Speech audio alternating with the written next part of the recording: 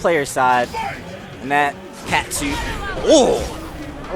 Representing knowledge in the Vega matchup from the start, but yeah, that's perhaps strong. A slight lapse in knowledge with that not connecting. Kurenai not ready for the punish.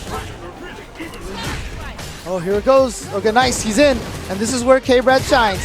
He's very good these days at being patient and finding his moment to get in there. Right. The problem with it is that if you know this guy is from China and sponsored by Doju TV, it's probably pretty good. Yeah. You know, and so you might psych yourself out trying to fight this guy.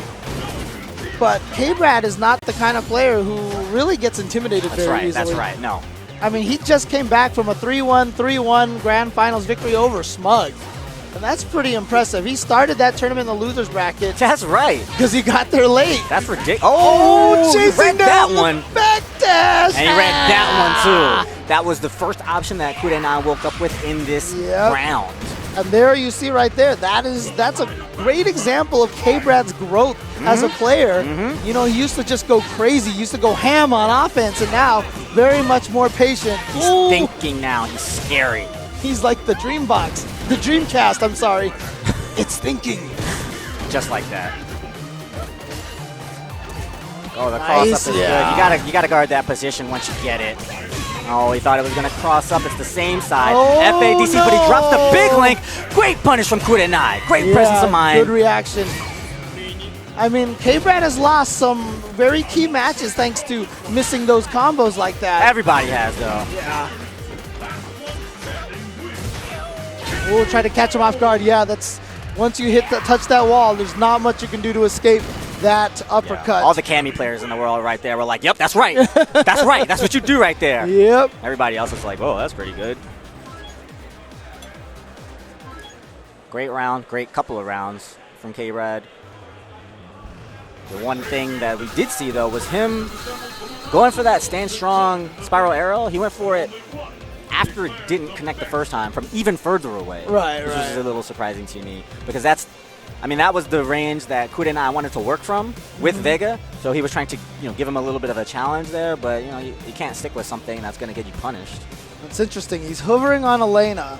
Now, Elena, I've mentioned before, counters a lot of top-tier characters, but I don't know if Cammy is necessarily one of them. And you know what?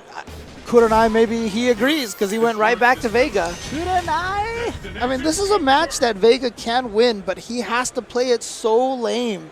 And like I said, it's different. It's a different KBrad now. KBrad very good on offense, and he's very patient now. So he's not going to get himself killed. That's what a lot of Vega players are going to count on, is Cammy being impatient. Oh, yeah.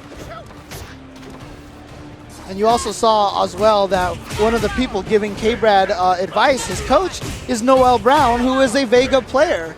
So I'm sure he's giving him advice on how to fight, and maybe he said, just go ham and vortex him, and you'll stun him. Oh, wow, did he touch a button? No, he did not. Oh, he uses the EX drill to try to get some extra damage.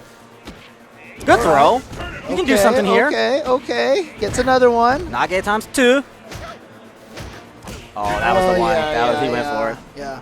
He should have just went for another carrot throw. I would have just did. I would have only done throws. I don't care. I don't care. I'm not gonna not throw you. Oh, he's in. And he walked in. A little too far away to get that maximum Cammy combo. If you can get him crouching, Cammy can really put the hurt on Vega. Trying to mix it up. Oh, reads that one. Gets under. That would have been it. That would have been it. That was so sick. That would have been it. I'm so sad that didn't connect. Me as well, James. Me as well. Oh, he could have just let that focus rip as well and just get that crumple. He's still thinking about that mix-up, that sick mix-up. Yeah, KBrad's like, damn it, I missed that. That would have been so hype. Oh, stream, I would have hit that for y'all. It would have been so dope. All right, no more. Kurenai trying to close that gap just a little bit, figure out how he's going to use these meters. KBrad maintaining his positioning, still trying to apply the pressure. That's what he's going to need to do to finish the round. But his angles are very well chosen. I also did like the air-to-air that he attempted. Didn't quite catch Cammy, but it's a very smart thing to do. You just saw him do it again.